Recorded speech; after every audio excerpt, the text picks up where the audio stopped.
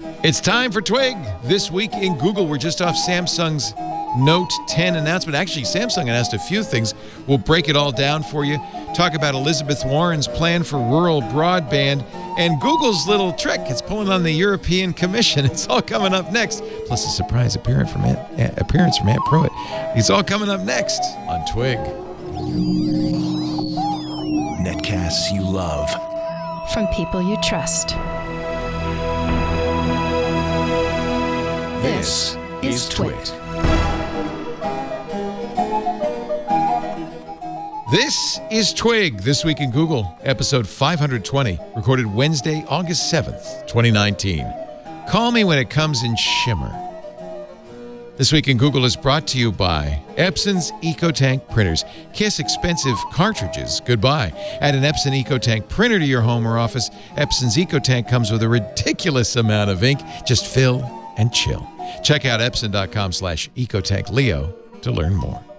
It's time for Twig This Week in Google, the show where we cover the latest in the Google-verse. That includes Facebook, Twitter, journalism, chips, IoT, whatever our expert panel wants to talk about, starting with Stacey Higginbotham of Stacey on IoT.com. Hello, y'all. Hello, Stacey. How are you? Yay. Stacey's already broken in because we just covered the Samsung event. And we will talk about that in just a little bit, the new Note 10. I don't know if I care for the idea of being broken in. Like a good shoe, I guess we're Stacey, still on like shoes. a fine shoe. That's Jeff Jarvis. He is on the road again. He's in Palo Alto, buzzmachine.com. The hardest working man in journalism school, J School. Full disclosure is I'm here for tomorrow, a one-day thing on the Facebook oversight board. Oh. They're paying for the hotel, but I received nothing else from Facebook personally in any way or any platform. This is part of that journalism initiative that they're doing. Well, this is the oversight board about how they do content moderation in general. Oh, so it's more, you're I'm on taking that a lot board? more interest. No, I'm not on the board, but they have these meetings where they're trying to get input. They did a big report about it, and it's more. I'm getting more and more involved, whether I like it or not, in policy. So that's why I'm here. That's my disclosure. But we have another important guest. Our newest twit, Aunt Pruitt, is in the house. Yay! We love Aunt. Tech Republic writer. He's got his own YouTube channel, and he's been on many of our shows, including this show, many times the last few years. And somehow, I don't know how, Lisa convinced Aunt and the family to move out from North Carolina. They're going to be coming to Petaluma and being part of the Twit family. I'm so thrilled. That's so great. Isn't that great? So excited. Be here at the end of the month. Aunt was sitting over there studying. I guess he's getting ready to take over. And I said, well, come on to the show. Get on this show. As long as you're here, let's do it. But full disclosure, you didn't know, and you weren't prepared. And yeah, you're going to do this off the cuff with us. Running through Neither this are we, rundown so. as quick as I can. Neither are we. That's the truth of it. So Jeff and Stacey were both here. Actually, you were here too, watching the Samsung Unpacked 2019 event where they announced actually a surprisingly large number of products. We knew they were going to announce a Note 10 and the Note 10 Plus, and there really were no surprises there. It's a pretty nice looking phablet, if you can still use that phrase. Phones. Was the phone even the story? It was like the other stuff was. It was a little bit. That was the ostensible part for the event, the 6.3-inch, 6.8-inch Note with a stylus. What do you think the story was, Ant? I like the idea of the tablets, because it seems like we already knew what the phone was going to be about. There was no surprises there. That's true. That had all been leaked. The S6 had actually been announced, but they gave us more details on that. Really, the big surprise was to see Microsoft CEO Satya Nadella stride on stage, even after there was already a Microsoft VP demonstrating. There's an app called Your Phone in Windows that lets you pair a Samsung or other Android phone with your Windows machine so you can see the Samsung screen, get text, make phone calls. There's going to be, I guess, a tighter integration. They'll also be part of the Samsung DeX. That's their desktop environment where you dock your phone or connect it with a USB-C cable to a monitor, a keyboard and mouse, and suddenly you've got a PC. It'll also work with Windows PCs now so that you'll, in effect, you were confused by that, Stacey, and I don't blame you. It looked like you had a Samsung on top of your Windows, kind of. Yeah, I get the utility of bringing things from my phone to my computer very easily because you're like, oh, I'm working on an email. And then you're like, oh, I got to type this out. But I was really, that's kind of what Apple does, which is continuity, which is the idea that you can be working on a phone and then it will automatically just do a handoff to the Mac or vice versa. By the way, they did say PC or Mac, Scooter X, our chat mod is saying. So it wasn't that they're excluding the Macintosh. It wasn't that Microsoft has some special relationship. And frankly, I would guess it goes both ways. That Microsoft isn't going to say, well, we're only going to work with Samsung. Microsoft's current strategy is to work everywhere their users are, Mac, PC, Android, whatever. For this DeX to continue to be a feature, I'd like to know what are the numbers on usage. Adoption. Who's using that? Because they went from the dock to now just a regular dongle. Yeah. Right? Yeah, although you've been able... It looked like just a cord. Was it just a USB cord? Yeah. So that's what's unclear. You can buy for... Well, this is a little pricey. Samsung makes a DeX USB-C cable.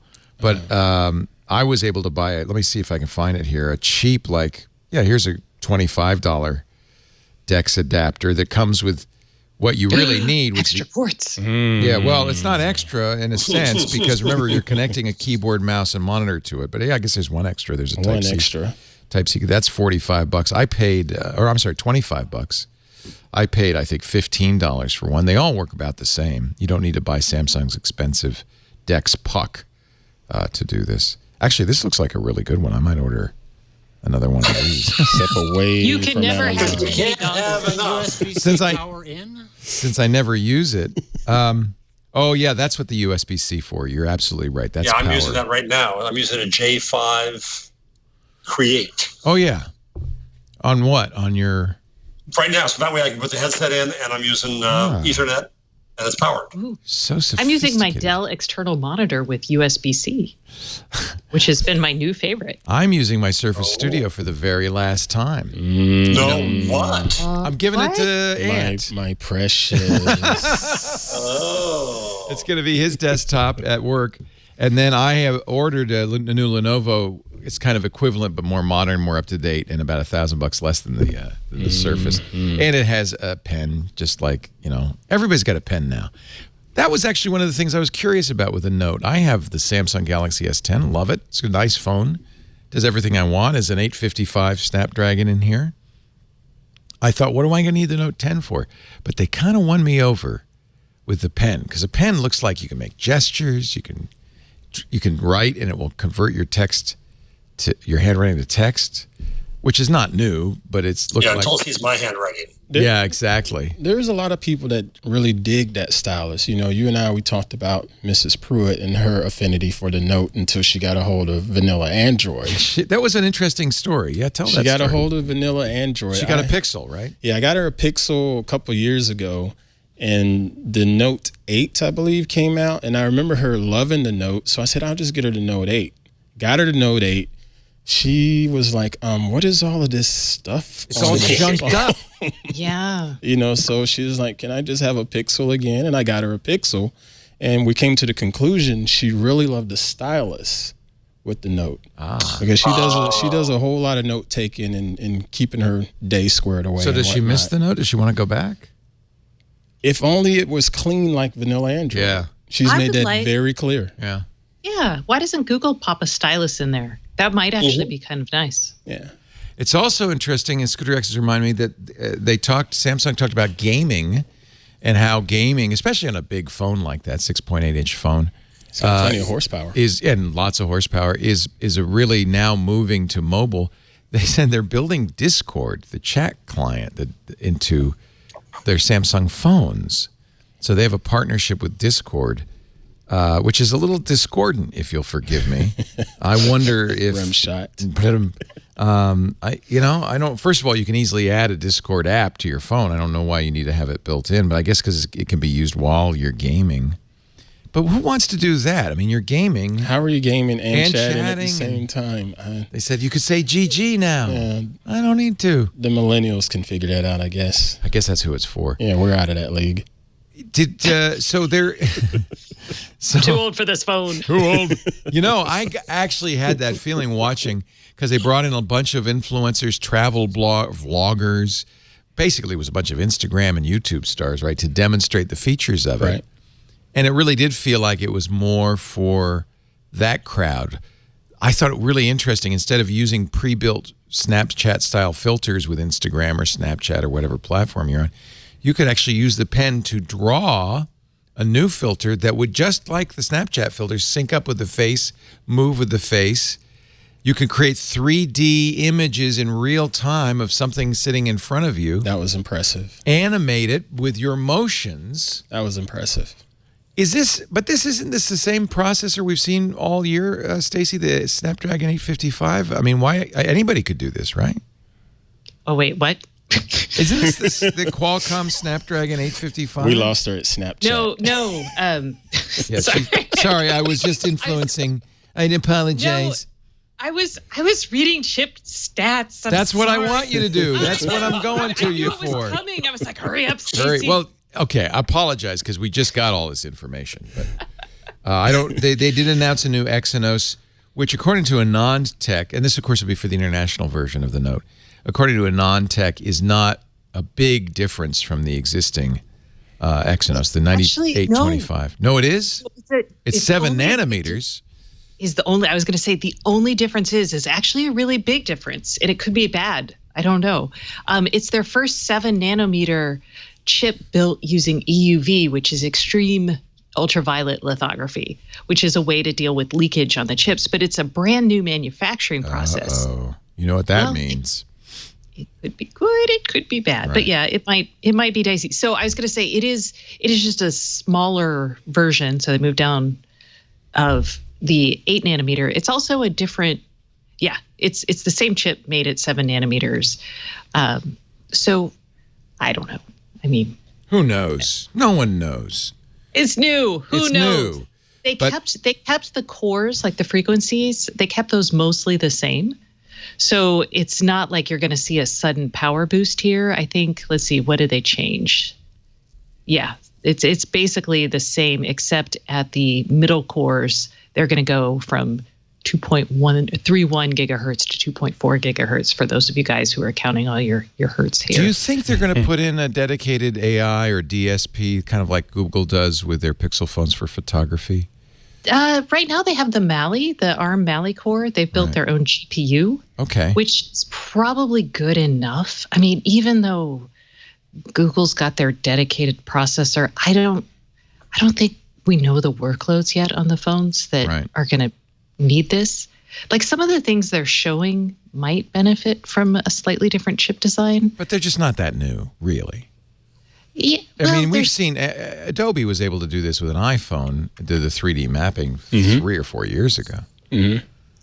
Yeah, I'm thinking about things like, handling the zoom in on the mic. I'm trying to think about and you've got the fingerprint recognition. I don't know how, do you train it and then that model just gets executed, or are you training it all the time? One thing that is new is there is a time of flight sensor on the back of the phone.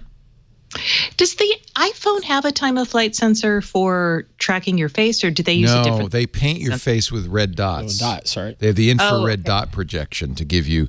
So they both have kind of the same purpose, which is to get depth information. Time of flight measures the time it takes to bounce stuff off of you, as opposed to mapping. Sonar. Yeah. So it's what was in your Lighthouse camera. That's right. It was a time of flight sensor. Yeah. So the North America, China, and Japan will get the Snapdragon 855. Europe and the rest of the world, the Exynos 9825. I do have to say, people have been complaining about the Exynos version of the Galaxy S10. That it's got issues and a little sluggish at times. Yeah, and trying to remember what some of the other issues were. People were not happy with the camera in the Exynos version. It couldn't do as good a job as the camera in the Qualcomm version. 6.3 and 6.8 inches, 1200 nits brightness. That's a nice that's a very bright screen. HDR 10 plus. The Samsung makes the best screens ever. 8 gigs of RAM in the small version. The Plus will have 12 gigs of RAM. Internal storage, 256 gigs or 512 gigs on the Plus if you want to pay for it. Plus, It looks like no micro SD card in the Note 10, only in the Note 10 Plus. Oh, so for a lot of people, you're going to want to go with the Note 10 Plus, because they also mentioned 45-watt charging. That's Note 10 Plus only. Oh, wow. Oh, really? Yeah. So I didn't catch that. Why screw us people with smaller hands over, or people with Because pockets that are not small large? hands people are not good people. Hey, I didn't say that. We should get rid of all the small hand people. all people with tiny hands. Not allowed to run for office. I'm sorry, I had to say it. Oh, look at the size of that man's hands. They're huge. He's got huge. I just, if you just show your hands, everybody, I have the smallest hands. I bet I'm even smaller than you, Stacey. Show me. You have big hands. I have deep. Look at that. Look at that. She's got monster hands. So I'm a small hand. I admit it. Stacey, you're okay. I have a quarter octave reach on the piano, but I like a big phone. I cannot lie. I do not like big phones. I love them. I love the larger screens. You're a big guy, though. You're 6'2". Well, but still, even when I'm dealing with my creative stuff, I love the extra real estate. Well, that's what they're pushing. Editing, you know? Would you Yeah, ever so edit video on that? I just edited one while watching the live stream. Jeez. So he's the young. So this is yes, made for. I am not the young. I still like the idea that they were, trying to have the influencers out there and pushing it and whatnot. But I think someone can still team up with them, like Adobe, to bring out all of this extra horsepower. Rush on this would look great. Rush would look good, but I was thinking more along Adobe Capture, because I've used Capture to capture. That's the one that does the 3D. You can, pick up textures and things like that, but use that to scan a laptop or whatever and pull it into Dimension. Isn't it interesting that Samsung is building in that capability and video editing? It's going to come with the phone, a Samsung tool to come. That's interesting, I think. At least it's trying to give me $1,000 worth of tool. That's a good point. Oh, that's a good, yeah. That's a good I like point. that. 43. The biggest battery will be in the 10 Plus, 43 milliamp hours, 4,300 milliamp hours. That's a lot. 43 amp hours. A 10 megapixel dual pixel front camera, f2.2 with 4K video. That's the front camera, though. Of course, the rear cameras, there'll be 3 of them. Effective angle of shooting will be 77, 123, and 45 will be the telephoto. So you have a very wide angle, 123 degree wide angle, a telephoto 45 degree, and the middle will be a 77 degree. The middle camera is the one with all of the features, the big size pixels, the tri-stack CMOS sensor, the adjustable aperture can go down to f1.5. Nice. Which I think is very interesting. That's nice, but if you don't know how to focus, that's no good. Didn't you love, though, that you can have bokeh in both stills and video? Real-time bokeh? Again, I if did you not don't know know how what to, bokeh was. if you don't know how to I wanna focus, I want to give you a bokeh. It's the blurry background. Skype That's does all it that. is. Skype does it now, but Skype does a it. Yeah, terrible we're doing it. job. yeah, theirs really Ugh. looks unnatural. It looks that's so the bad. thing. Yeah. Some people I think can it's use super that. fun. The point is you could do it in software now. Yes. And that's the story with this phone is like, look at all the cool crap you can do with software. right. Yay. It will use, as I said, the time of flight sensor, and that's how it's going to do. See, we were able to do that Adobe scanning without that depth sensor. Right. I imagine it'll be better if you have Seems that like it'd be a lot better additional now. information. And there's such a high demand for designers today with 3D objects, whether it's gaming or whether it's Even if you for kind of get marketing. a rough image, you at least get an image you can show and share, and I think that's going to be very interesting. I really do want to play with that. Remember that the Naked Mirror, which does a 3D scan of your body and then talks to you about like weight loss and that sort of thing. Do you guys remember that, or am I the only one who? I'm trying to forget. But the point is, the point is having that on your phone is pretty powerful for things like, hey, will this furniture fit in my room? To will these clothes fit me? You can start creating. I just use my phone to measure me for shirts. Yeah. Is that wild? You put it on the ground, and then you stand in front of it. They give you an outline, and you stand and you do a profile and you do a phone. I ordered the shirt. We'll see how well it does. That's but pretty cool. It was quick. If it actually gives me a custom tailored shirt, That's impressive. I'll be blown away. And that's that sort of thing, like making that commonplace in the models that are generated by that accessible. That's going to be awesome. Imagine. And especially for people with long arms like me, that would really make my day because I hate shopping just for that reason right there. There will be 5G variants of both phones. $100 extra for the Note 10, $200 extra for the Note 10 Plus. But Stacey, you don't think somebody should run out and get a 5G phone today? No, I mean, we don't know how it's going to handle battery life. The antennas are like this. This is the first iteration of the technology. It's not going to be awesome in your phone. And there's really not a compelling reason for most people to do this because you're going to hit a bandwidth cap or you're going to be, throttled down. So don't do it. Wait till next year's devices come out with 5G. They'll be cheaper. They'll be better. There's no point in doing it if your carrier doesn't offer 5G in your neck of the woods at all. Also, there's that. How many markets is it in yet? I don't know how many markets. And it depends on where you are in the market. Yeah. That's true. You could say Providence, which is supposedly a 5G market, but I bet you my mom just outside of town limits, she's not going to get it. You probably have to be downtown. And again, I don't think you need it. Somebody I was talking to said something really smart, which is I really wish the carriers would stop focusing on, getting the fastest speeds in just a few places and bring every place that sucks up to like a middle level. Right. So why not just have consistency? Yeah, consistently good service as opposed to like these pockets of like, I can download an entire season of, Game of Thrones in 20 seconds. So Verizon, not on wireless, but on wired. Elizabeth Warren put out an interesting proposal today. I loved her proposal. I think we bookmarked it because I don't know, you guys. Really? So. Let me read it. The actual proposal. Yeah. Okay. We'll talk. Let's defer that till we finish the Note 10 because I do want to talk about it. I read it and I thought, but maybe not. And so we'll talk about. And again, it's a proposal from a presidential candidate. Right. And even if she got elected, she might not even be able to make it happen because presidential candidates promise many things, often few of them. Really? Materialize. Really? True that. Really? You can explain this to your kids later. So don't get all excited about the 5G model unless you really know you're in a 5G neighborhood and you've already got it. And Verizon says they're going to do it in 50 cities by the end. 30 cities by the end of this year.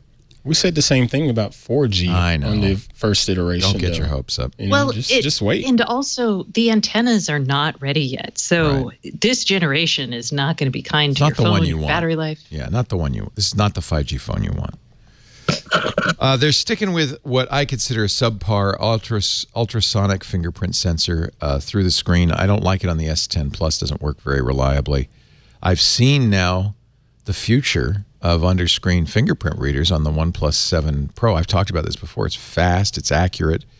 It is not ultrasonic. It's optical, and it works really, really well. So I'm a little disappointed. I guess Samsung probably is committed to these sensors, and it's going to take them a while to change. Heart rate sensor, their face unlock is built in. I use that actually as much on my S10 Plus as anything else.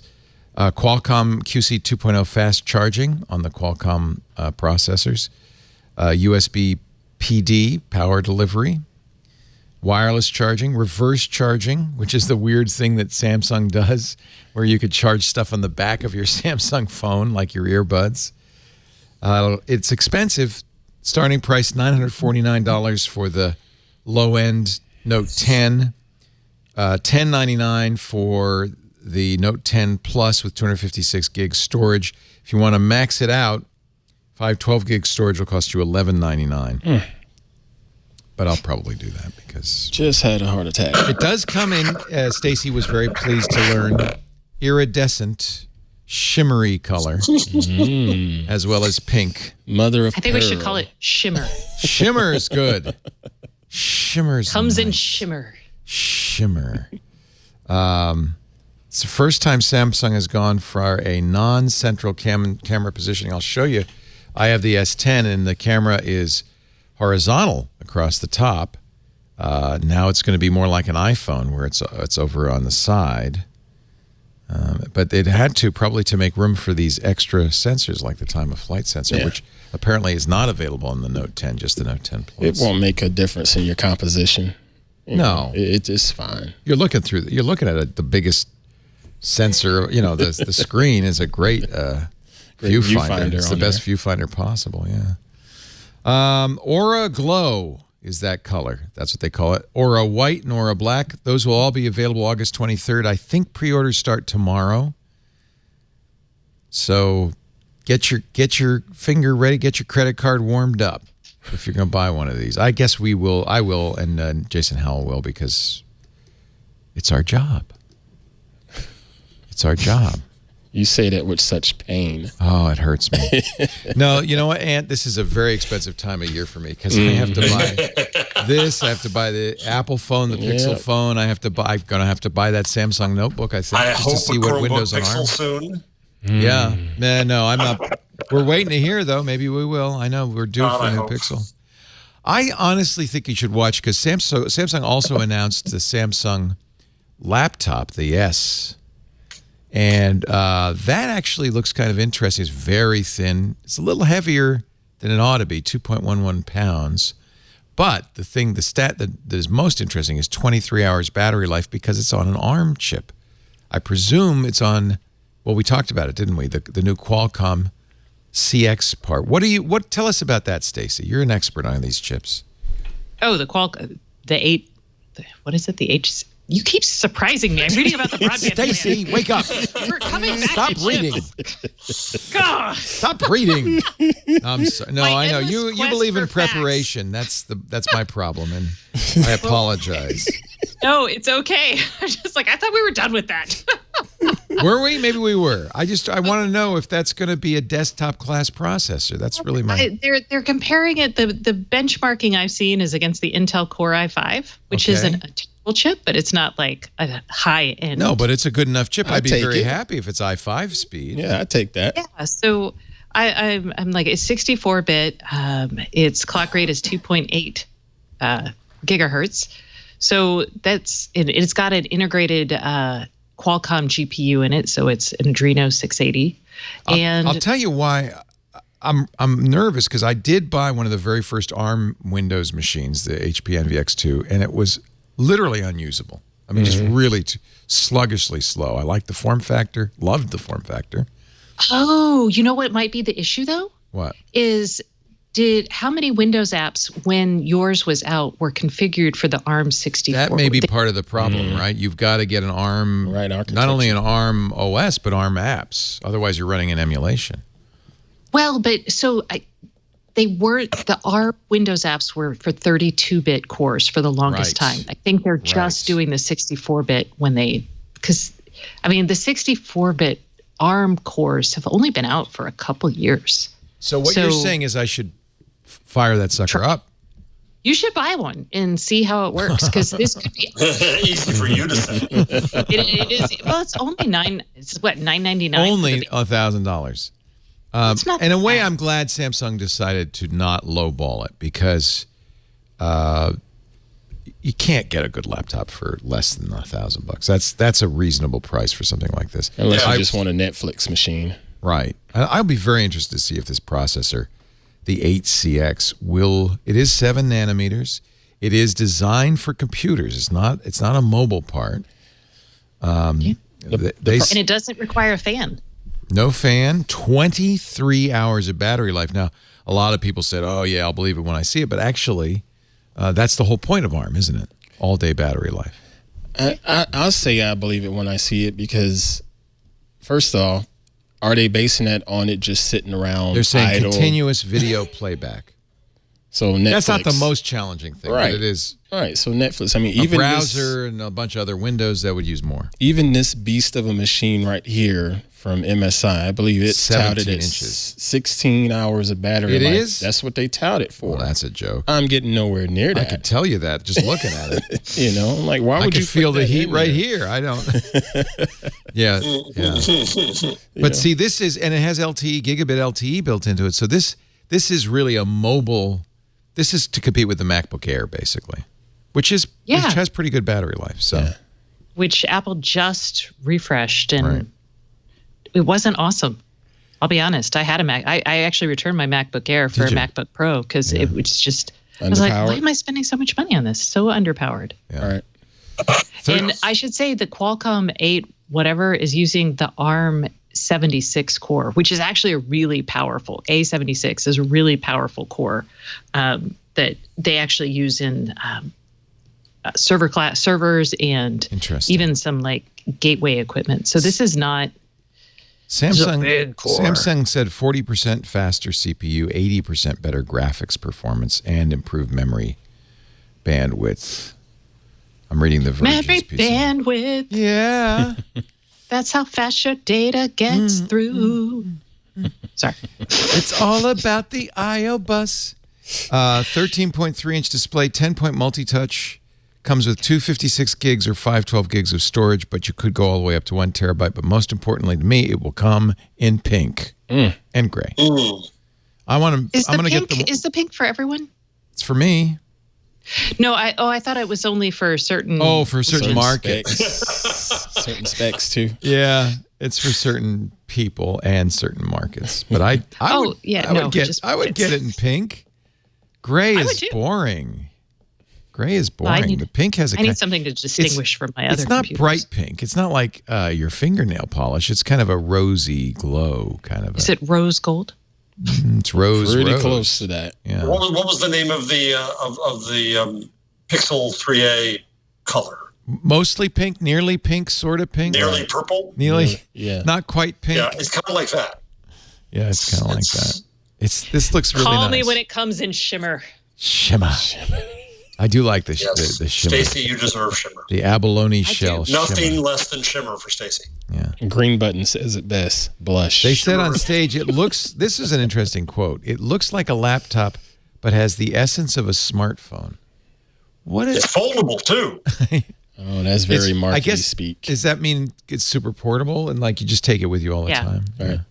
And I mean, it's our age-old complaint as content creators. You know, sometimes you want something you can just fling out like a smartphone, and since it's always connected, you don't have to like mess with things. But you could type in and have it be connected. And this is the one journalists, the press, take to events like this. Frankly, Yeah, something light if it's enough. good. If you can type on it.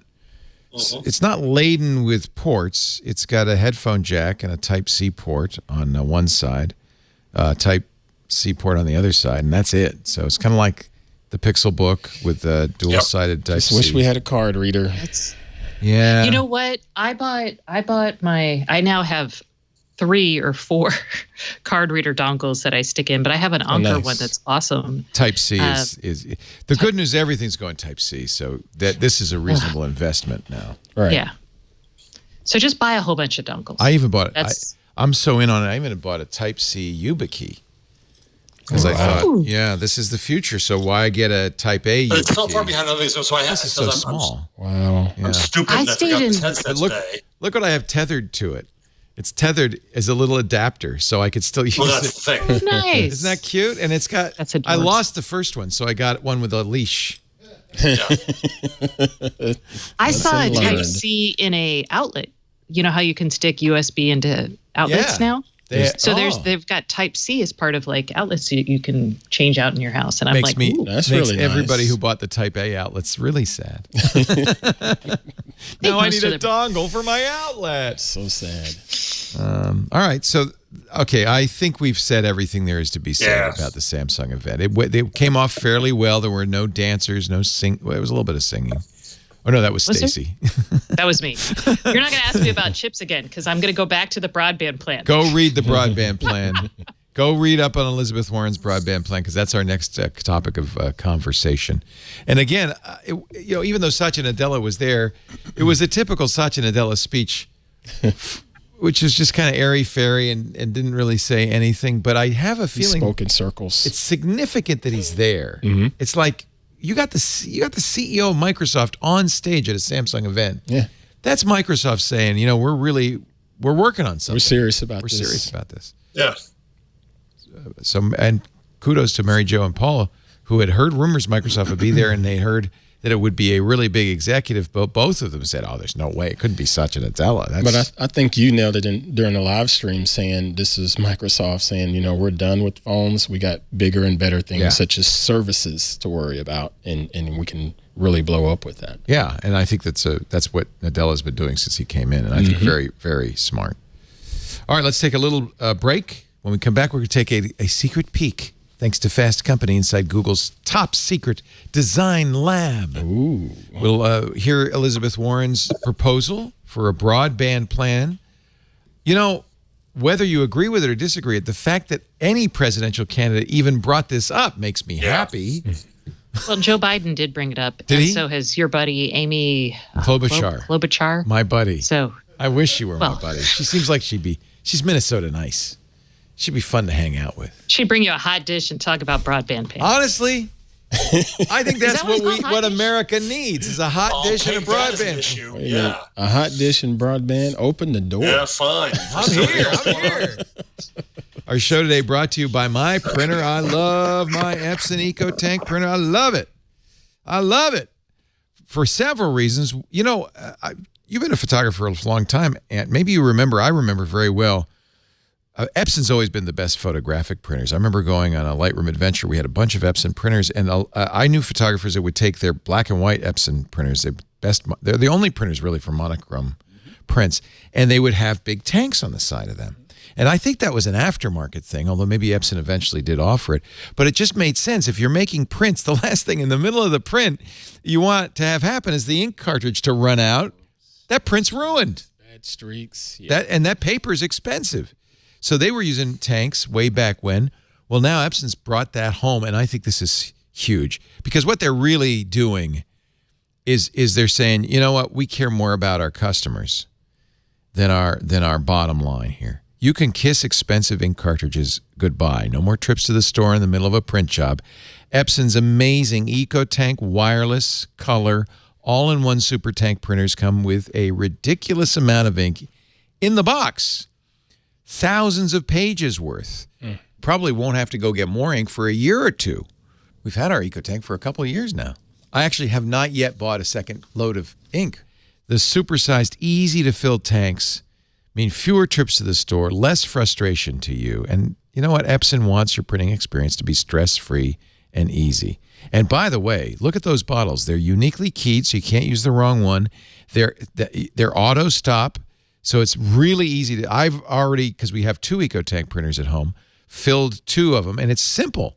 I was a little nervous. Nope, no muss, no fuss. EcoTank is changing the way people print. Get the compact EcoTank printer for your home or office so you can just fill and chill. There's a model for everybody. 7,500 black pages, 6,000 color pages with that ink. That's incredible. I use it to scan. I use it to print. It supports Google Print. Really a good printer. Check out Epson.com/EcoTankLeo today to transform the way your home or office prints. No more. Look, Shaq says just fill and chill. You're going to do it. You know, I got to say, Shaq's making that printer look awfully small. But remember, he's got a 3-foot wide hand. So I'm just saying, check out Epson.com/EcoTankLeo to get you're going to love it, your Epson EcoTank printer. In fact, just in time for back to school through September 30th, you can get it right now, free overnight shipping. But you have to use the promo code EcoTankLeo at checkout. EcoTankLeo, one word. Offer valid. It's good for any EcoTank printer. The offer is valid within the 48 contiguous states. Some exclusions apply, subject to availability. Epson.com/EcoTankLeo. EcoTank printers. Fill and chill with Shaq. Epson. Exceed your vision. I love Epson. I'm an Epson fan going way back. All photographers are, I think, Definitely. right? Because that's the best It's the standard photo out printers. there. It's the standard. Yeah. All right. Have you had time to read the proposal, Stacey? So I can't find the proposal. So what I have found is people talking about the proposal. Oh. So I don't know where she has issued the proposal. It's not on her website yet.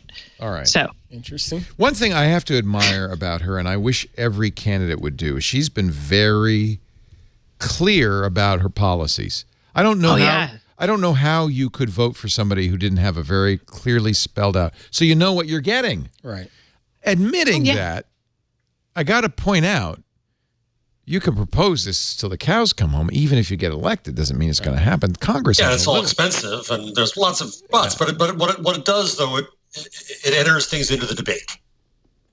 So and I like the idea that internet should be a right. She proposes. Let me just say what she's proposing: to earmark $85 billion in federal funding to expand broadband networks in rural areas. Now, this isn't new. I think the FCC has a rural broadband plan. I don't know how much work they just announced a new one. We can talk about that in a minute. In fact, they right now have $4.6 billion a year to fund rural broadband.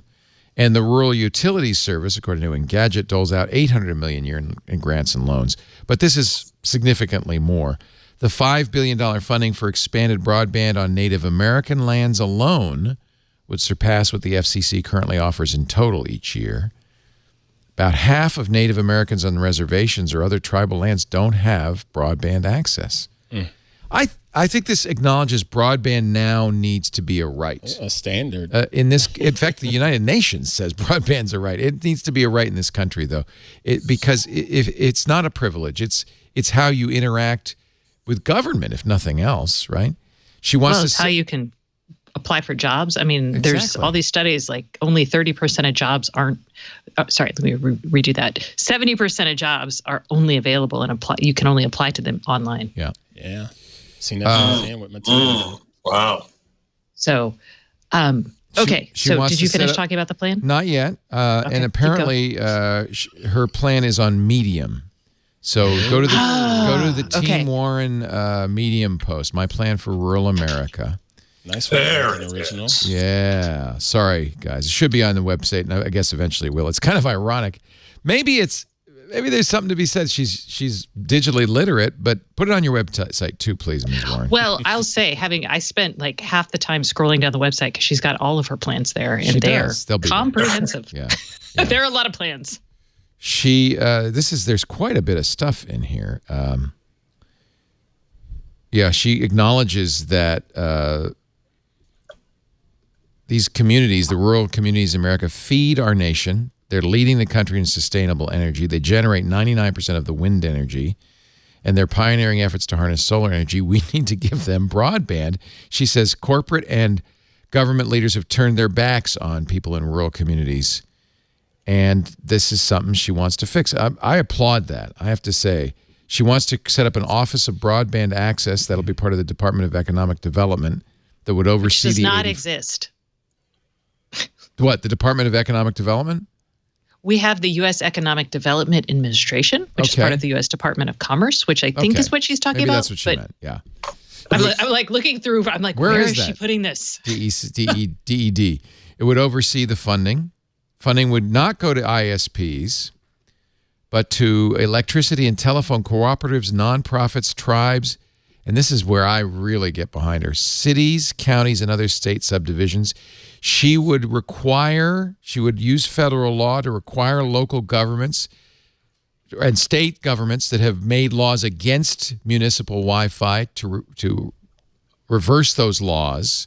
And by the way, just to stay on there for 1 second, Ajit Pai went the same route but the opposite end of it. Yes, he said you can't. Just today. Well, where he's also trying to tell them not to. You can't regulate. Yeah. You can't regulate. We don't. FCC saying we're not going to regulate. And by the way, you better not either.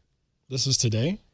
Yeah. It was actually 2 days ago. Yeah, are we talking about the franchise tag? Yes. Yes. Yeah. It had to do with cable companies, but it's basically the same thing. Okay, you got to finish the plan because I've been waiting to say something. Okay. So federal law would ensure local governments can build their own networks. That's going to be a big part of this. And I think that's great because it's banned in many states now thanks to heavy lobbying by the telecom industry. Right. More accurate broadband maps, because right now there is a lie in broadband coverage maps provided by the FCC. They are wrong. They're wrong. We can talk more about that too. Yeah. So Joe Biden also did, as you pointed out, Jeff, has a proposal, $20 billion. But I have to say, $85 billion sounds good to me. Stacey Higginbotham, the floor is yours. Hold on. I need to get my popcorn. Hold on. Okay. There's a couple things with this plan. One, I don't want to see a new department created.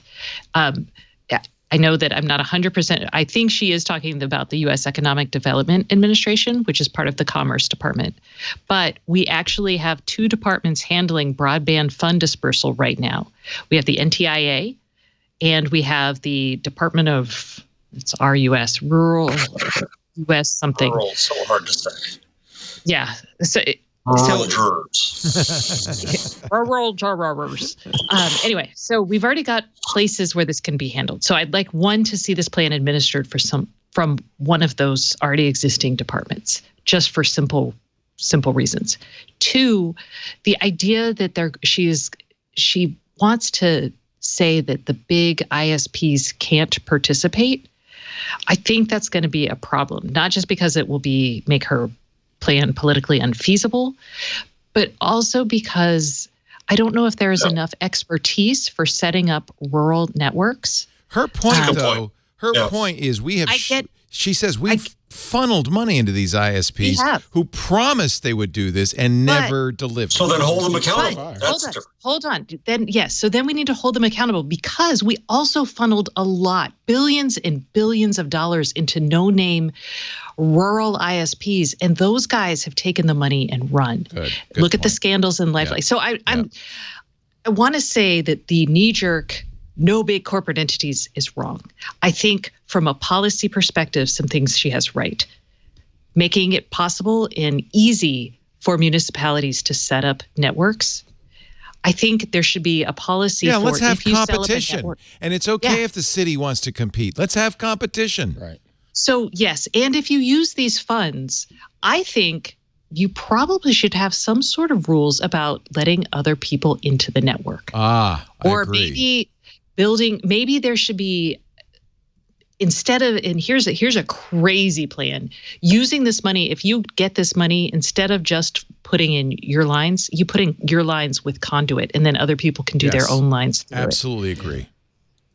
Or a British version. What about the British version where that is not an optimal version. Okay, the BT version. That's why I was asking. Okay, that is. We did something similar with telephone lines back in I don't know what it was, late 90s. Tell me what the BT plan is. Tell me what that is. Their network has been forced to be opened. How about this?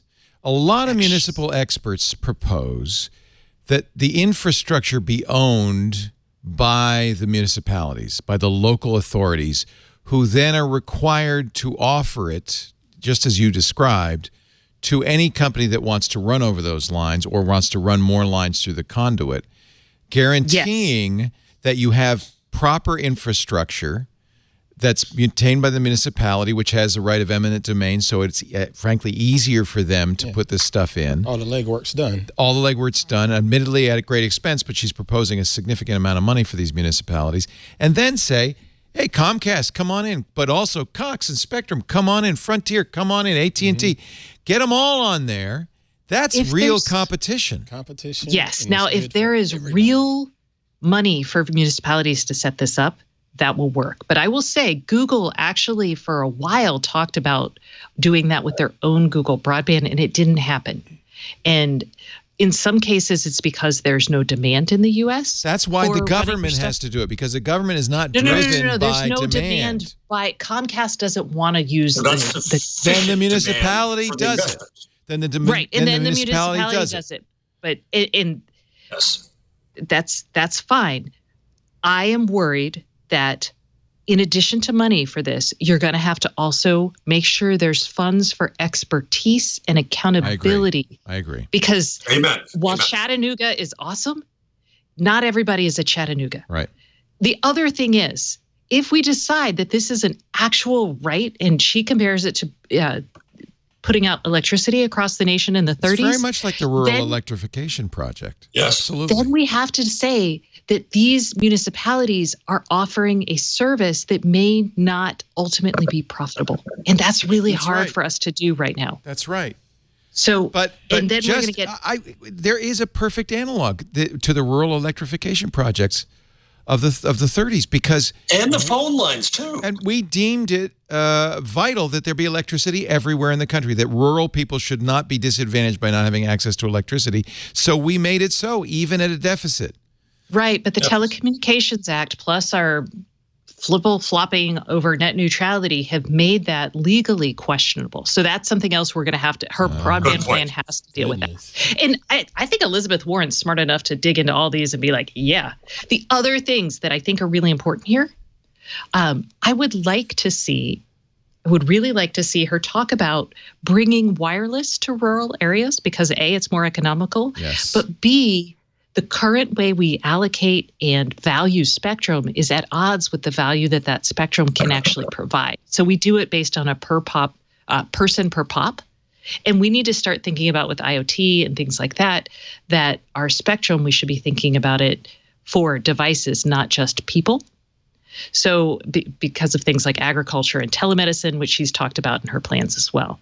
And then the other thing is she wants to appoint FCC commissioners who will restore net neutrality. I think that's great. But basically, we just went through this where we had an FCC commissioner who was like, yeah, net neutrality. And then we had one who was like, and that was Janikowski. And then we had Wheeler and we were all like, what's he going to do with net neutrality? And at first he was like, and then he was like, yeah. And then we got Ajit Pai and he's like, so I would like to see, actually, instead of an FCC commissioner, I would like to see her push for laws that can actually enshrine this in. Yeah, the FCC only can do what it does at the with the consent of Congress. It's Congress mandates and gives the FCC the privileges and rights to do whatever it does. So ultimately, Congress supersedes the FCC. So you're exactly right. Make it a law. Get it through Congress. That's better anyway. That's more democratic anyway. Okay, so that's the plan. I think it's great. I'm excited that people are talking broadly about broadband, and I'm excited they're talking about the lack of rural connectivity. And as a former broadband reporter, I am just like, make it sexy. Oh, did I talk about broadband maps? The FCC actually did a good thing a couple days ago when it changed its plan for broadband mapping. And I was really shocked because, again, Ajit Pai. In the past, they were letting ISPs say. So what happened is... they got connectivity there, yeah. In 2010, they said, hey, we're going to make a national broadband map. And we were all like, yeah. And then they were like, we're going to count broadband based on census block. So if one house in an entire census block has broadband, then that area is fully covered. And we were like, no, that's a bad idea. But that's what we went with. The new rules say that you can actually, they will still count by census block, but ISPs now have to create, I think they're like polygons of no service zones. So they're going to actually have to confess where they don't have service in a census block. Yes. So that could make it marginally more useful. So I'm really hopeful there. Yay. Okay. And that's it. Oops, sorry. I got so excited. I'm like, ah! I'm not a single issue voter, but I have to say, if I were, that's the issue. No doubt. That is the issue. I mean, there's a lot of issues. Well, it drives us toward internet as a right. Yeah. That's an important principle. Yeah. I might have to trade in my Amy hat. Well, she has a plan. I just don't know what it is. I don't know what it is either. That's the problem. As much as I like Klobuchar, you can't really deduce her policies from her website yet.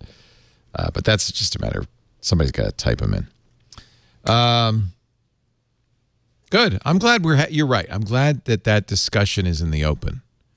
And and I love this is a super complicated issue, and I think I love that Warren is tackling it with actual, like, hey, we're not just going to throw money, but she's actually trying to figure out where you can put the department, so I think there's a lot of good stuff. She's a wonk. Here. She's a policy wonk. And sometimes we need. I would love to have a policy wonk, yes. Yeah.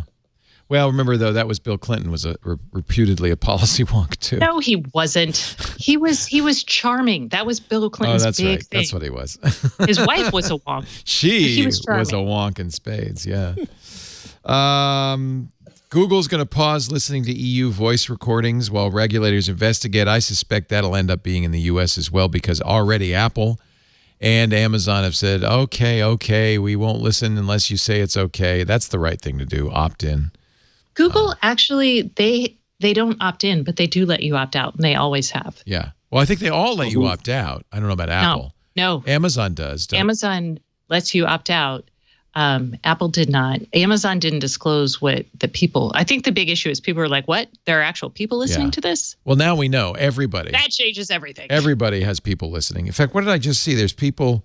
Cortana? Yeah. Cortana probably. Skype has people listening to its translation. Hi, Skype. Hi. How are you? You bored? It's only for the translation feature of Skype to make sure the translations are accurate. Well, that's the thing. You need people for this stuff to be accurate. I don't get the fallout myself. And you're not even surprised, really, if you think about it. It's got to be. Stacey, get ready. Get ready. What? It's just more moral panic. Oh, boy. Press the button. Press the moral panic button. Amy Klobuchar wants to roll out high-speed internet to every household by 2022. But if she's going by the FCC high-speed internet goals right now, that's 25 megabits. I'd still take that. second. But the question is she going to pay for it? Because it's one thing to say it. It's another thing to say, and it's going to cost $85 billion, and the government's going to pay for it. Yeah, so when we did the phones, when rural telephonification, right? To this day, you pay a fee on top of your phone bill, if you still have it, for that purpose. Yes. To subsidize the unprofitable lines in rural areas. Why isn't that a model? It is a model. That's the thing. We've solved this, not once, but twice. A lot of those funds, though, in the FCC and the phone world, have been not used for their intended purposes. Well, yes, there's that. There's always that. Yes. Oh no, I'm just like these have weaknesses, and there's so many. Anyway, yeah. Google's doing a fun thing. So there's now going to be, this is in response to the EU, a browser ballot when you set up your Android phone in Europe. You get to choose your browser, and you get to choose your service provider, except apparently Google's going to auction off the right to be one of the choices. Because they're kind of forced into it by the regulation, as I recall. In each country, there'll be an auction. Search providers will state the price that they're willing to pay each time a user selects them from the choice screen. Each country will have a minimum bid threshold. The three highest bidders that meet or exceed the bid threshold will appear on the choice screen. I don't know if that's really the spirit of the EU requirement. Unintended consequences. It's a profit thing. How long will this last? Okay. I think that's probably was not the intent of the EU commissioners. They did, according to The Verge, leave the means of compliance up to Google, but the European Commission continues to monitor. So I wonder if Google's just thinking, well, let's see if we can sneak this by them. Eric Leandri, who's the CEO of a privacy-focused search engine in France, Quant, called it a total abuse to the dominant position to ask for cash just for showing a proposal of alternatives. DuckDuckGo CEO Gabriel Weinberg said a ballot box screen could be an excellent way to increase meaningful consumer choice if designed properly. Unfortunately, Google's announcement today will not meaningfully deliver choice. A pay-to-play auction with only 4 slots means consumers won't get all the choices they deserve, and Google will profit at the expense of competition. But isn't that what it's all about? Google's profits? Well, for Google, I can't imagine the EU will let this stand. Google says... It's a story I didn't put up in the rundown today. It's so funny, too, because it goes both ways. The EU governments are planning to monitor your travel not only in planes, but on trains and roads. So you have GDPR on the one hand, and then we have government on the other hand. Yeah. Government always wants to know. Yeah. Well, that's all of these technologies can be used for surveillance, and it's just, will the government decide not to do it? Yeah, why wouldn't the government do it? And balloons over our heads soon? Yeah. That's the Pentagon using aerial and satellite surveillance to monitor. This is just a test getting ready Just for the terrorist invasion. I hesitate to bring this up, but I think it's important. Report, I think in Politico, I put it on the rundown under government, that the White House is circulating a plan to an executive order to go after so-called censorship of the right on social platforms. So this has been a drumbeat that's been going and going and going ever since we played that clip of President Trump on, was it Maria Bartiromo show? Trump says, "I got my eye on you, Google," and I'm not surprised that this has been coming. Trump, and poor Sundar Pichai. Trump is actually this week. Sundar Pichai sat in my office and praised me and said, "I'm doing wonderful work," which is something that Sundar Pichai can't possibly deny. He's stuck with it, right? Yeah. He can't do anything. So he's really playing games on the platforms now. So Trump has actually accused Google of very illegal end quote acts, but doesn't specify what. No backup. Yeah, distorting results for political purposes would harm our business, says Google, and go against our mission of providing helpful content to all our users. God, I'd be stunned if there is an executive action against Google, and I can't imagine what it would be. What do you order? What can Trump do? Well, obviously they're going to win against a First Amendment case, because what is he going to say? Forcing someone to say something is as bad as telling them what they can't say. Right. But I think there'll be some ridiculous language about some requirement of neutrality, which is BS. But so does Politico have any? They say the White House is circulating drafts of a proposed executive order that would address allegations of anti-conservative bias by social media companies. This is a source within the White House, a White House official and two other people familiar with the matter, a month after President Trump pledged to explore all regulatory and legislative solutions on the issue. None of the three would describe the contents of the order. Yeah, so it's a trial balloon. Watch out, fellas. Yeah, we're going to come after you. I would be amazed if anything came out of this. Well, it's the age of amazement. It is, isn't it? I don't think even Stephen Miller would know what to write in such an executive order. Let's build a wall around the Googleplex. I mean, there's nothing. What are you going to do? It all just makes my head hurt to think about it, and I wonder if our president even knows what he's talking about regarding this. No, this is stagecraft. Yeah. He saw some Fox and Friends host say it, so he's just just stoking a fire. And yep. But if he's looking for a template, look no farther than Turkey. Turkey has now. So, and I embrace this. Working in broadcast media, television, and radio, because broadcast uses a public resource, the airwaves. They are subject to FCC licensing. You have to get an FCC license. You have lots of community requirements. You can't say the 7 deadly words. There's just rules. And every broadcaster understands that and knows it. And frankly, I think embraces it.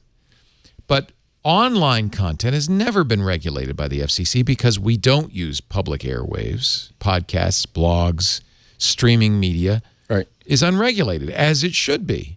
And in fact, it's a very important place for free speech, just as newspapers are. They don't use public resources either, except maybe the streets to deliver them.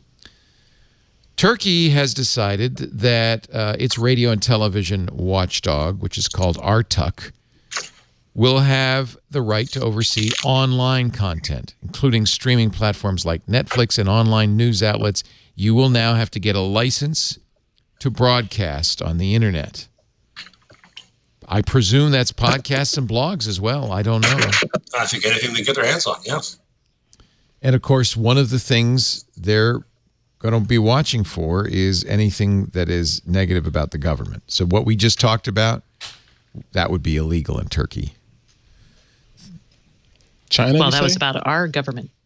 Yeah, well, if we were talking about the Turkish government in Turkey, replace Trump with Erdogan and then continue, we would, I guess, be taken off the air.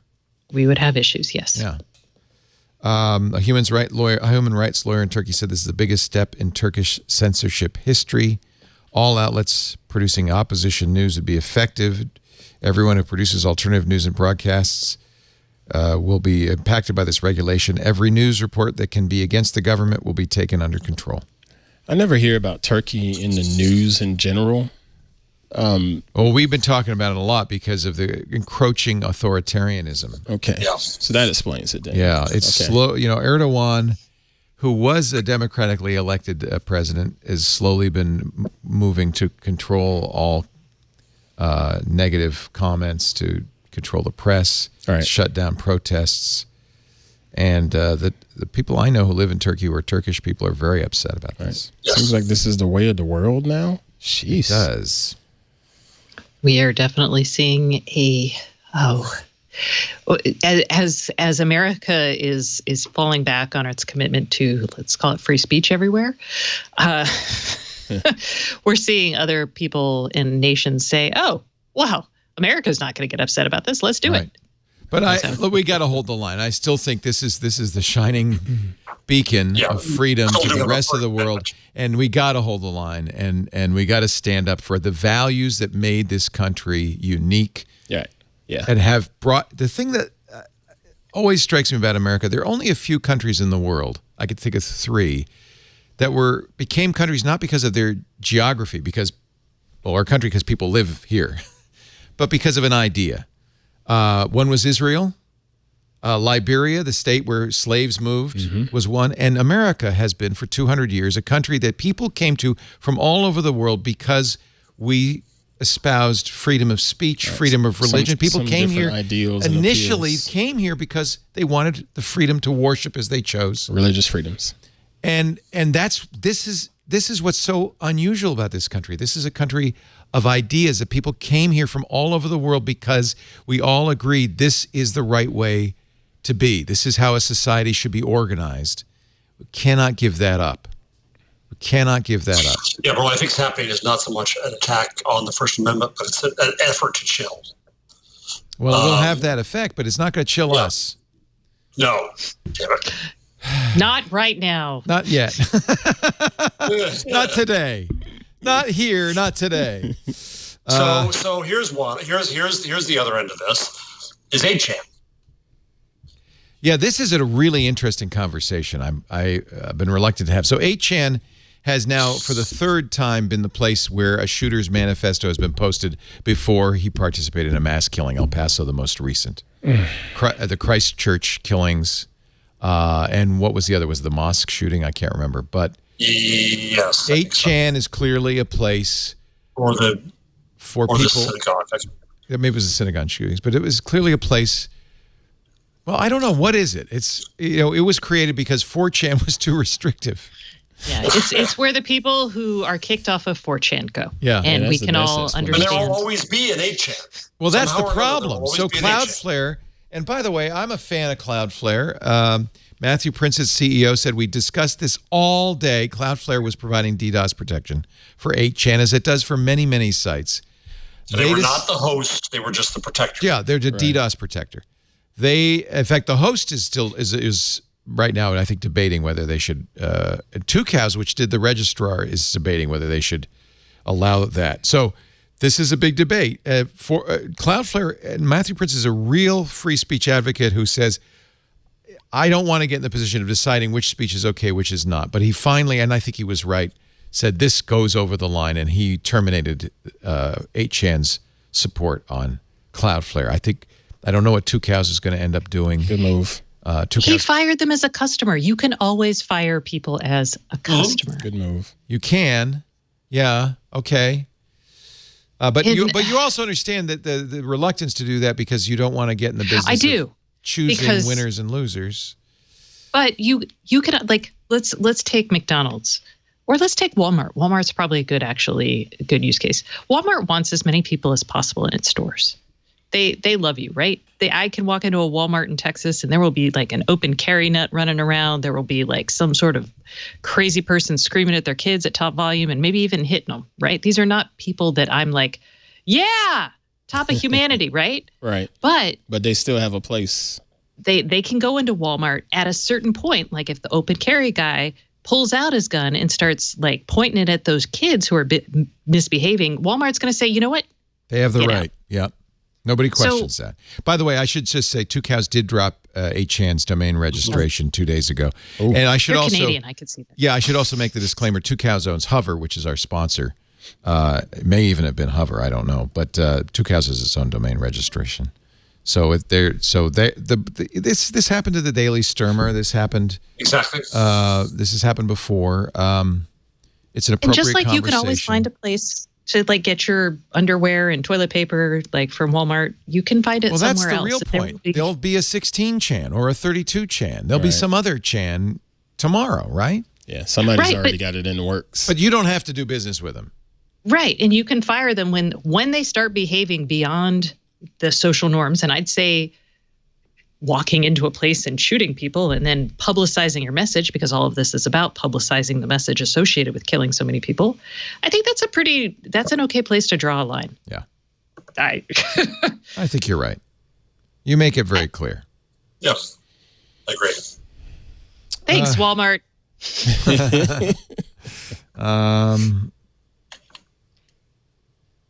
What else do we need? glad we got Do you want to those, do yeah. the change log? Because we're going to wrap up in a few yeah. minutes here. So let's get to, I think, the highlight of the show, we get to hear the song. the trumpets. Yes. The Google Changelog. Hello, everybody. This is Leo Laporte, your Google Changelog reporter. This week, Google announced Made by Google products will start using recycled materials and will be carbon neutral by 2020.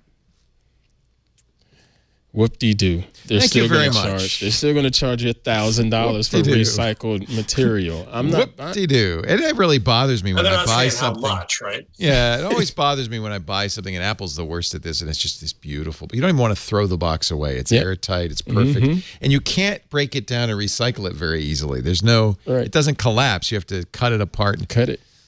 I just, it's fine to do what Amazon did with the frustration-free packaging. Put it in something that's brown paper, clearly recycled. I don't mind.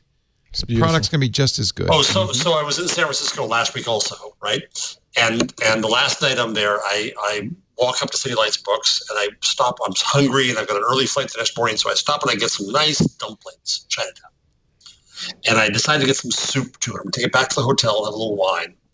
And I say to the nice lady, can I have a spoon?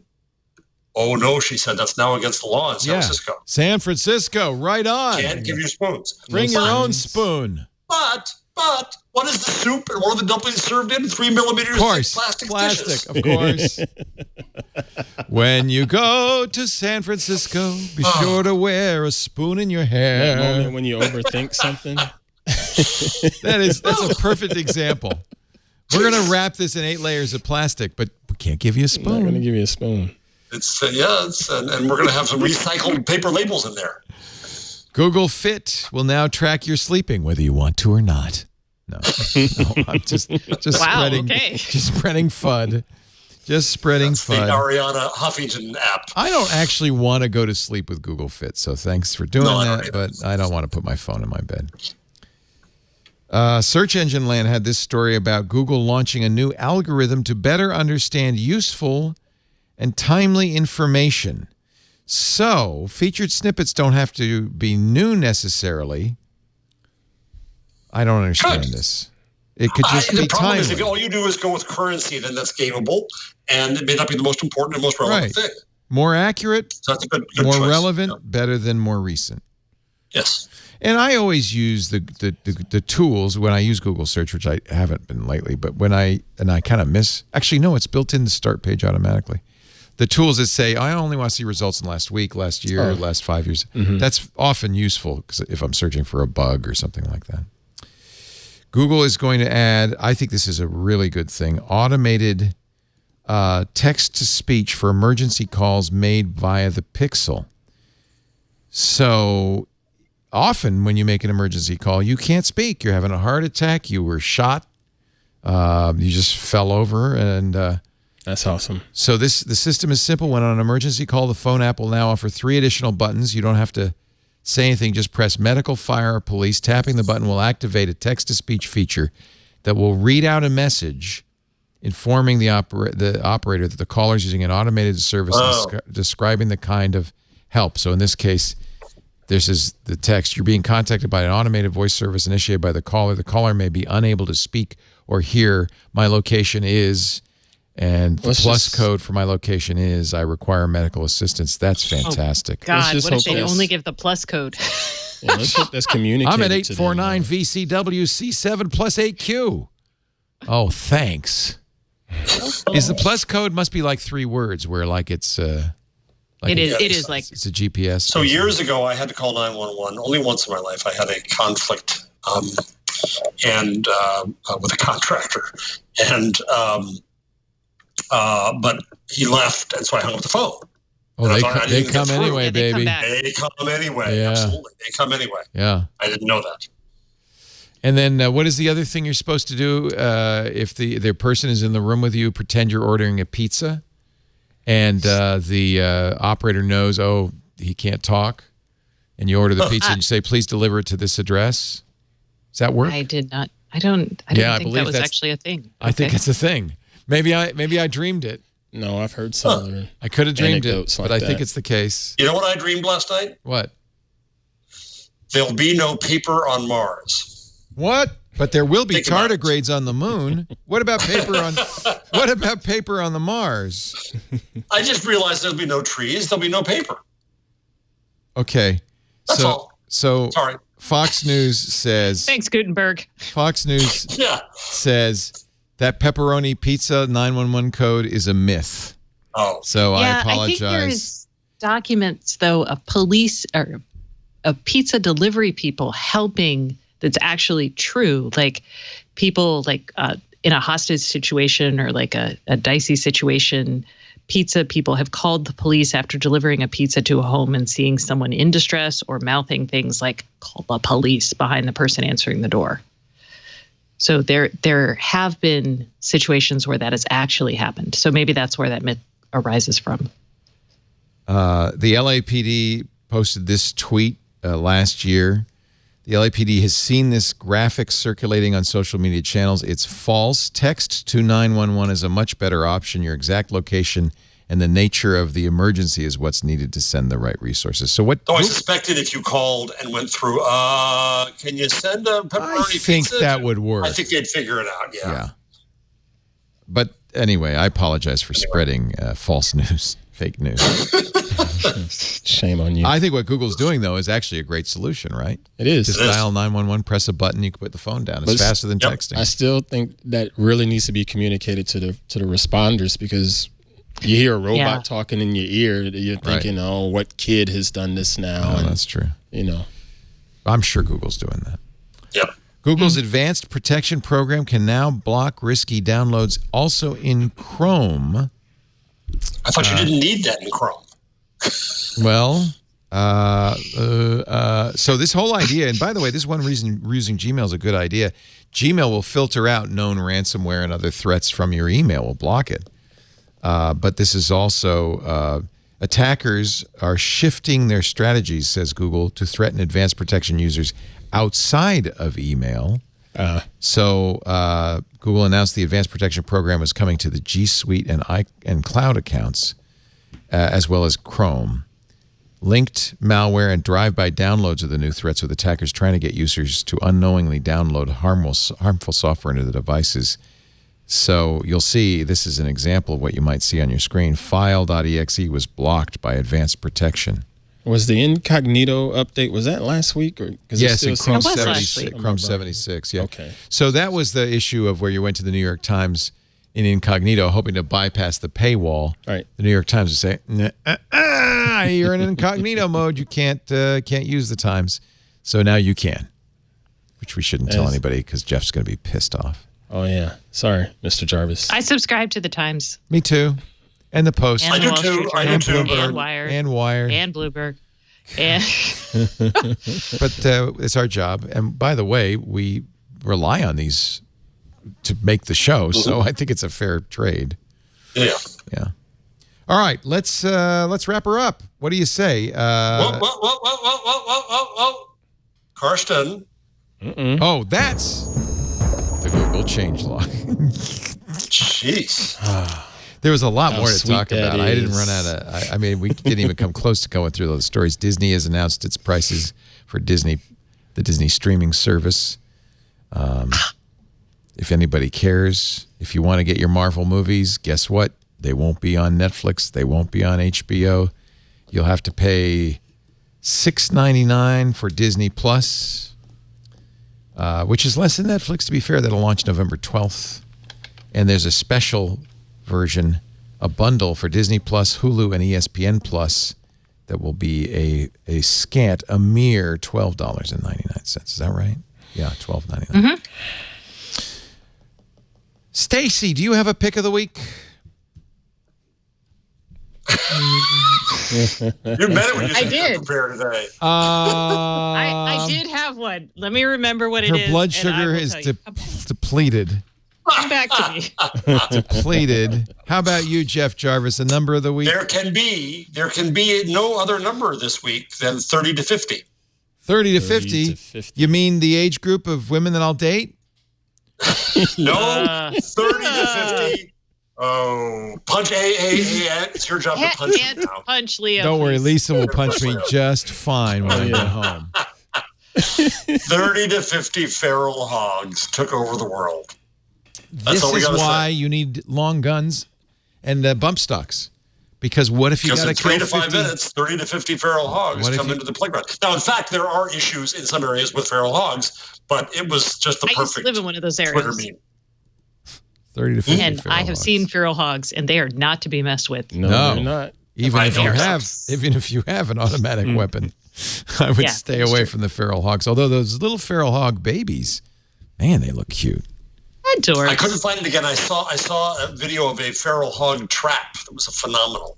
I couldn't find the video. What's again. wrong with feral hogs? They're just pigs with a little extra fur. With teeth. Well, if you don't Oh, I bug them, remembered they my won't thing. bug you. And Okay. by the way, bullets don't stop feral hogs. You need one of them bore stickers. Aunt, I'm not going to put you in the spot because you just didn't even know you were going to be on We this show. dragged you into this. I found something. All right. Man, this guy's good. Well, and of course, it's just a plug to me, too. Okay. Because I'm selfish. Even like better. that. Back in We're going to June, call it Aunt Jitsu. Of course. I believe it was back in June, the CTA invited me to CES Asia. And while I was there, I was able to cover the event and so forth. Fun. And I sat down with one of their executives, Miss Karen Chupka. And it wasn't an interview. I wanted to treat it like a conversation. And it was a really, really, really good time sitting down and talking to her about being with the CTA for 30 years. The Consumer Technology Association, is that what that stands for? Yes, the people that do CES. Right. And she's been at the job for 30 years, and she's a female, and she's dealing with consumer technology and dealing with other cultures all around the world that look at things differently as far as, gender rights, gender equality, and things of that nature. And she was really, really candid about that. As well as just talking about some of the old stories of, CES of yore, registration days in the mail, and things those were the getting good old lost days. and things like that. So where is that? We can find that? It's on Tech Republic right now. Nice. I put it in there it is. We got it up on the screen there. Good. But yeah, it Karen was a Chupka. lot of fun. Good. She's she was fun to talk to, and she believes in AI and still believes that it still has a ways to go.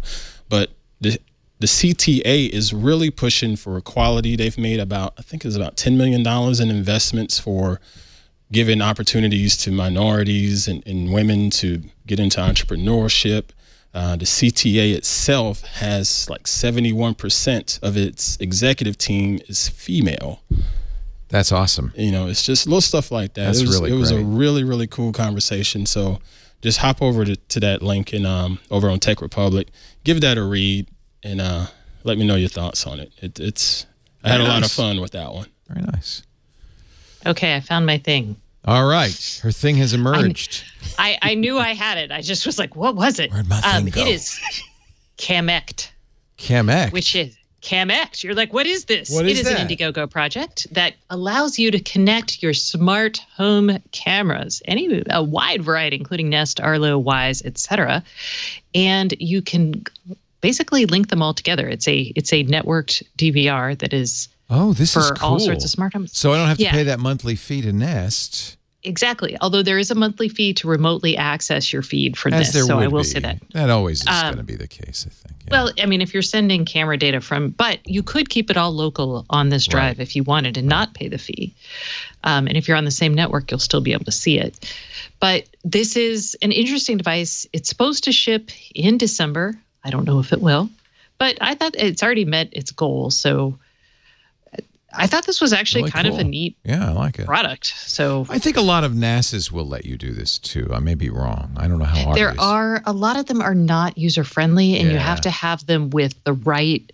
They have to have the right like codecs and software, and this seems to do that part for you.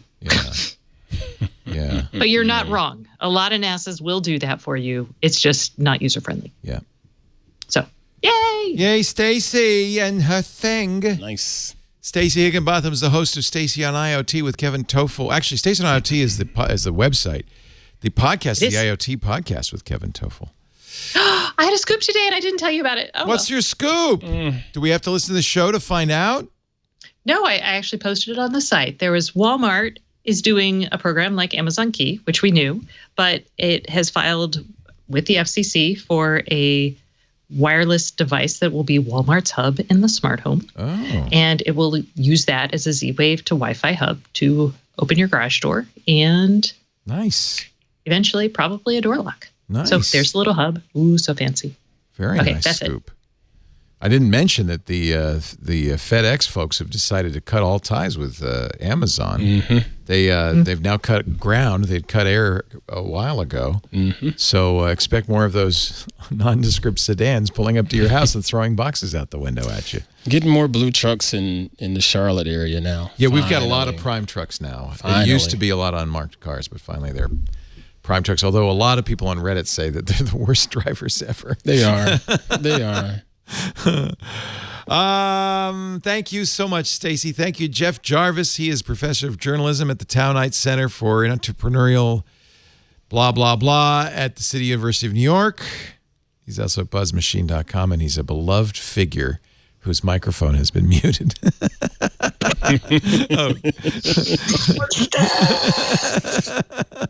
He's a beloved figure amongst all of us Twig listeners. Thanks, Jeff. When do you go home? Friday morning. Okay. Well, have fun in our neck of the woods. Good luck with those Facebook folk. And It'll be interesting. We will see. Actually, I will not be here next Wednesday because I'm going to the podcast movement, the big podcast convention in Orlando next week. But we will have, I think Jason's going to host. Yeah? Jason. Yeah. Jason. We love Jason. Jason Howell. We love Jason. In the chair. We'll move the table up a little bit for him because he's Giants. a tall guy. The Giants. Speaking of Giants, we are so glad to welcome Ant Pruitt to the Twit family. Yay, Ant. Ant and his family are great, and he will be a great addition. I can't wait to see the stuff you're going to do. And, of course, you'll see a lot of Ant. He'll probably be the first person to fill in on this show starting as soon as you get – actually, you're not even an employee yet. Since you actually start getting the paycheck. But Ant, you've already got a house, and the family, you're going to get in a U-Haul and drive out from Charlotte when?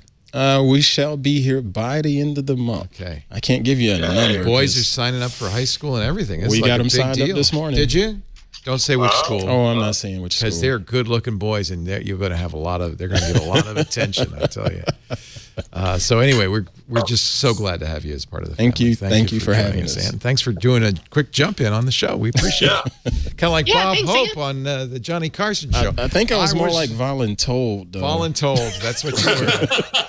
Oh, I am stealing that for my kid. Isn't that good? You have been voluntold for this job. Miss Lisa walks in the door. Hey, you're getting on Twig. Yeah, Miss Lisa told her.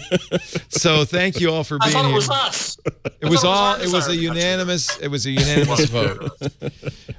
We all demanded more Ant. If you like this show and you want to see more of it, we do it every Wednesday, 1:30 Pacific, 4:30 Eastern, 20:30 UTC, right here at twit.tv. The live stream is twit.tv/live. Chat room is irc.twit.tv. And, of course, you can always get on-demand versions of everything we do at our website, twit.tv/twig in this case. And there's buttons there. You see them right there. You can subscribe in your favorite podcast application.